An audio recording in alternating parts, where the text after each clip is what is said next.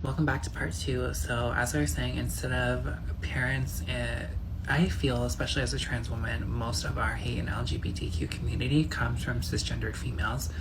I've gotten a numerous amount of support from males, straight males, gay, whatever they identify as. All of my hate usually comes from cisgendered females, and I'm not sure why. And I feel like a lot of these protests are, when you look at them, mainly cisgendered females. And regardless of where it's coming from, we as an LGBTQIA community have so much education, and we have already in this world so much hate. Black trans lives are the most at risk right now. When it comes to my trans community, there are many communities in the LGBT community, the gay community, lesbian community, trans community, bi community, and so forth. And especially in the trans community, we have a lot of educating. Black trans women have paved the way for many of us. And I think that instead of, reading your kids, if a drag queen is reading your kids at school, it's not something that happens every day. Your kids aren't exposed to drag queens every day. It happens like maybe once or twice a year, if that.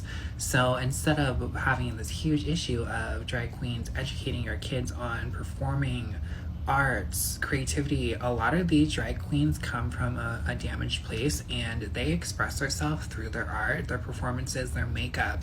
A lot of drag queens that I know, they all vary in their own unique ways, and they all have their own stories, and they've all conquered some very dark paths. So I think that instead of putting up a fuss about it, we should be supporting it. It's not something that happens every day.